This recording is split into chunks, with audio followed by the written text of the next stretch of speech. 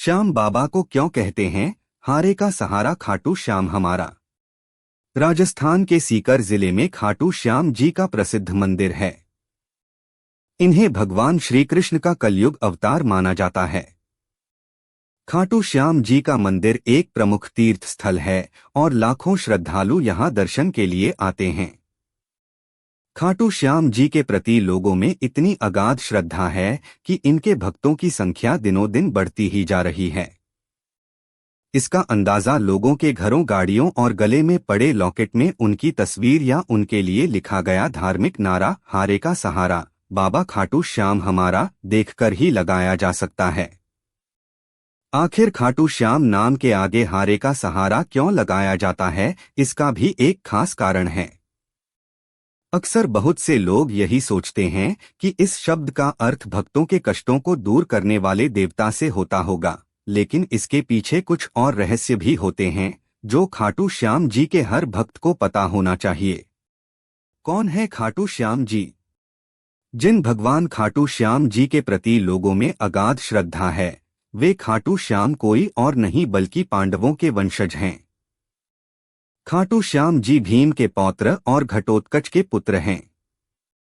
इनका असली नाम बर्बरीक है।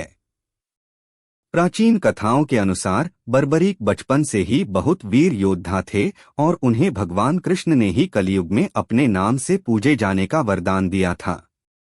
खाटू श्याम जी को हारे का सहारा क्यों कहा जाता है? महाभारत कथा के अनुसार महाभारत युद्ध के समय भीम के पोते बर्बरीक भी इस युद्ध में शामिल होना चाहते थे, लेकिन बर्बरीक न तो पांडवों के पक्ष में थे और न ही कौरवों के, क्योंकि बर्बरीक ने अपनी माता को वचन दिया था कि वे इस युद्ध में उसी पक्ष का साथ देंगे जो युद्ध में हार रहा होगा। जब महाभारत के युद्ध में कौरवों की हार होने लगी और वे पांडवों के सामने कमजोर पड़ने लगे, तब बर्बरीक ने अपनी माता की आज्ञा लेकर हारने वाले पक्ष कौरवों की ओर से लड़ाई लड़ने का फैसला लिया। बर्बरीक एक महाप्रतापी योद्धा थे। अगर वे कौरवों की ओर से युद्ध लड़ते तब निश्चित ही पांडवों की हार होती।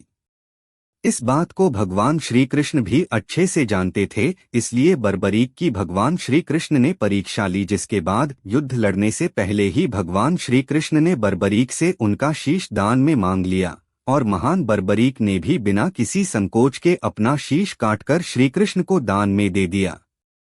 बर्बरीक ने भीम के पौत्र होने के बाद भी पांडवों का साथ नहीं दिया, बल्कि उन्होंने उस पक्ष को चुना जो हार रहा था, कमजोर पड़ रहा था। इसलिए ही उन्हें हारे का सहारा कहा जाता है।